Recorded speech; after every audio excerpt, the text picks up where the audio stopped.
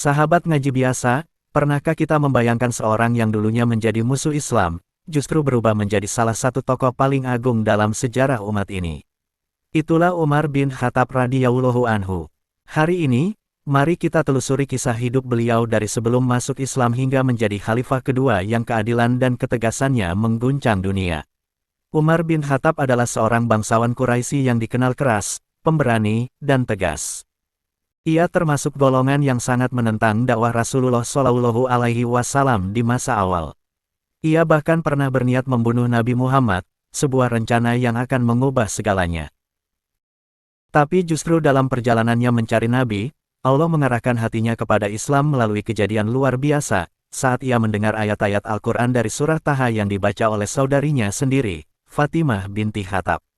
Ketika Umar mendengar kalam Allah, hatinya bergetar. Tangis pun pecah. Ia pun datang ke rumah Al-Arkam dan menyatakan keislamannya. Hari itu menjadi hari kemenangan bagi kaum muslimin. Rasulullah sendiri bersabda, dengan Umar, Islam menjadi kuat.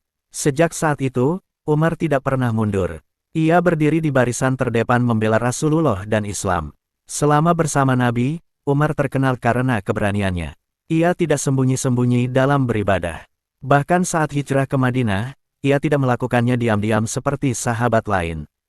Ia hijrah secara terbuka, membawa pedangnya, menantang siapa saja yang ingin menghalangi. Perannya dalam berbagai perang besar seperti Badar, Uhud, dan Khandaq sangat penting. Umar juga menjadi salah satu penasihat utama Rasulullah. Setelah wafatnya Abu Bakar, Umar diangkat menjadi khalifah. Kepemimpinannya sangat luar biasa. Dalam masa pemerintahannya yang hanya sekitar 10 tahun, wilayah Islam meluas hingga Persia dan Romawi Timur.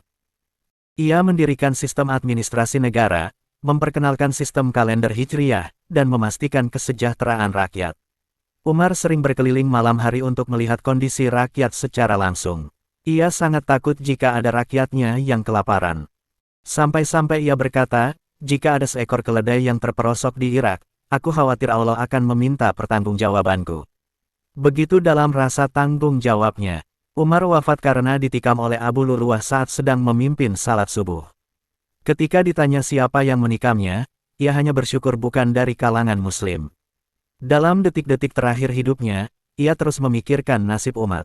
Ia dimakamkan di samping Rasulullah dan Abu Bakar, sebagai penghormatan atas jasa dan cintanya yang luar biasa terhadap Islam. Sahabat, kisah Umar bin Khattab mengajarkan kita banyak hal tentang perubahan, keberanian, keadilan, dan rasa tanggung jawab yang besar sebagai seorang muslim. Jika Umar yang dulunya musuh Islam bisa menjadi pemimpin besar, maka tak ada alasan bagi kita untuk berputus asa dari rahmat Allah. Semoga kita bisa meneladani Umar dalam ketegasannya terhadap kebatilan dan kasih sayangnya terhadap kebenaran. Wassalamualaikum warahmatullahi wabarakatuh.